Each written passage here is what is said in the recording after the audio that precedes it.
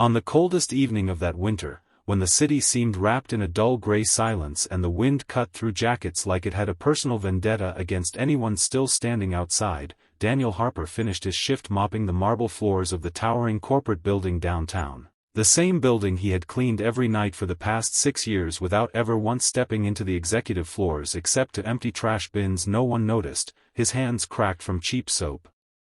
His back aching, his thoughts always drifting to the small apartment where his 8-year-old daughter Lily waited with her homework half finished and a question she always asked when he walked through the door, "Did you have a good day, Daddy?"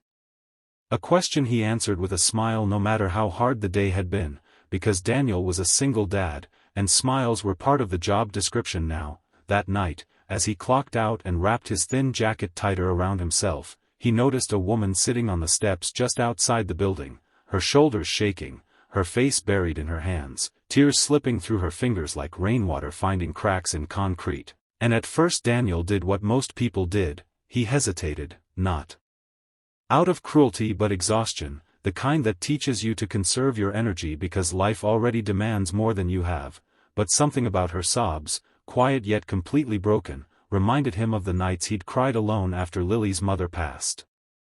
away, the nights when the world felt too heavy and there was no one left to lean on, and before he could talk himself out of it, Daniel walked over and asked softly if she was okay, his voice barely louder than the wind, startling her enough that she looked up, mascara streaked, eyes red and hollow, expensive heels abandoned beside her like she'd forgotten they existed, and she shook her head as if words would only make things worse. Daniel didn't ask who she was or why she was crying because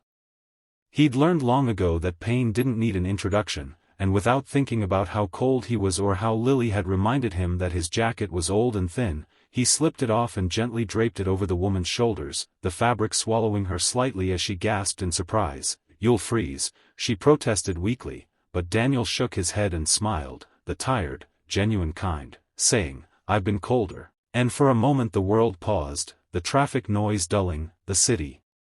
holding its breath as she clutched the jacket like it was a lifeline, tears spilling faster now not from sadness but from the shock of unexpected kindness, and she whispered thank you in a voice so fragile it sounded like it might break, while Daniel simply nodded and turned to leave, not waiting for gratitude because kindness, to him, wasn't a transaction, it was survival. As he walked toward the bus stop, shivering, he didn't notice the black luxury car parked across the street or the driver watching everything unfold, didn't notice the woman staring after him with confusion and disbelief as if she'd just seen something impossible, because Daniel's mind was already on Lily, on whether there was enough milk left for breakfast, on the overdue electricity bill folded in his wallet, and when he finally reached home hours later, Lily ran to him, hugged him, and frowned when she realized he wasn't wearing his jacket, and when she asked where it was, Daniel knelt down, brushed her hair back, and said, "I gave it to someone who needed it more," and Lily smiled in a way only children who still believe in goodness can, saying, "Then it was the right thing," and Daniel felt warmth he hadn't felt in years, even as the night grew colder. The next morning, the city buzzed with rumors Daniel would never hear, whispers moving through boardrooms and offices high above the floors he cleaned, about a CEO who had disappeared from a gala the night before, about a woman who had been found crying outside her own company's headquarters, about a decision she was about to make that would change lives, and Daniel, unaware of any of it, packed Lily's lunch, kissed her forehead, and went back to work, walking into the same building, pushing the same mop, never imagining that the woman he'd helped without a second thought was not just another stranger but the very owner of the company he scrubbed clean every night, and that the small act of giving away his jacket was about to collide with a destiny far bigger than anything he could have planned, a destiny that would test whether kindness given in silence could echo louder than power spoken aloud. The following evening unfolded like any other for Daniel Harper, the same tired routine replaying itself with mechanical precision as he pushed his cart through the echoing corridors of the building, unaware that high above him, behind glass walls and polished desks, his name was being spoken for the first time in rooms he would never normally be allowed to enter, because earlier that morning the woman from the steps, Evelyn Cross, had sat alone in her penthouse office staring at a folded, worn jacket resting carefully on a leather chair, the faint scent of industrial soap still clinging to it, a reminder so small yet so piercing that it cut through years of boardroom armor she had built around herself, and as the CEO and sole owner of Cross Holdings, a multi-billion-dollar corporation, Evelyn had everything except peace. Having lost her husband months earlier to betrayal and scandal that shattered her trust not only in love but in people, which was why she had fled the charity gala. The night before, overwhelmed by hollow smiles and rehearsed sympathy, ending up sobbing on the very steps of the company she founded from nothing, never expecting that the one person who would stop was the man with the least reason to spare anything, especially warmth, Evelyn had replayed the moment over and over, the way Daniel hadn't recognized her, hadn't asked for favors, hadn't even stayed to hear her story, and it haunted her more than any loss she'd suffered, because it reminded her of who she used to be before power taught her caution, and that morning she summoned human resources, facilities, and security, demanding records, cameras, names, not with anger but urgency, because she needed to find him, not to reward him publicly or turn him into a symbol, but to understand how someone carrying so much weight could still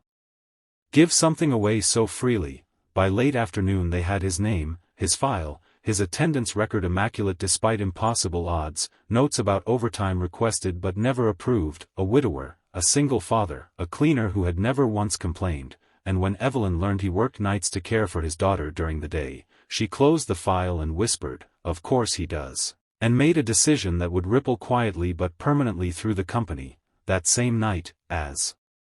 Daniel scrubbed the executive hallway floors, a security guard approached him and asked him to report to the top floor immediately, panic blooming in his chest as 1,000 fears raced through his mind. Had he broken a rule, missed a spot, done something wrong? And when the elevator doors opened to a space he had only seen in reflections, Evelyn was standing there, holding his jacket, her posture calm but her eyes searching, and for a long moment neither of them spoke until recognition dawned on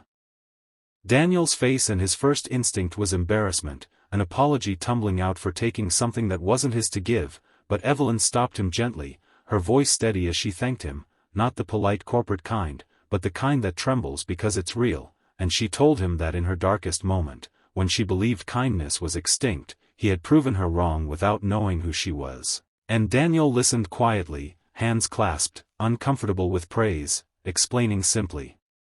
that he saw someone hurting and did what he hoped someone would have done for him once, and that answer sealed something inside Evelyn. She didn't offer him money that night, didn't promise miracles, but the next weeks unfolded differently. Daniel noticed his overtime approved without asking, his schedule adjusted so he could attend Lily's school events, his paycheck slowly improving, and one evening he received a letter inviting him and his daughter to a company-sponsored family program he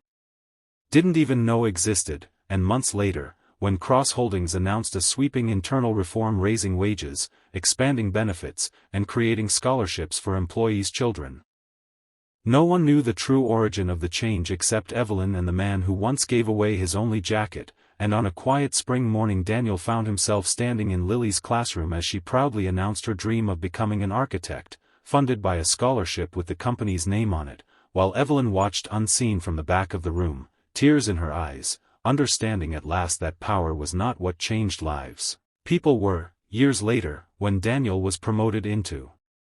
facilities management, not as a token but as a leader respected by those who knew his integrity, he still kept an old photograph in his wallet of Lily hugging him in that thin jacketless winter, because it reminded him that the smallest acts, done without expectation, could rewrite destinies. And as this story comes to a close, let it remind you that kindness always returns, often in ways we never expect.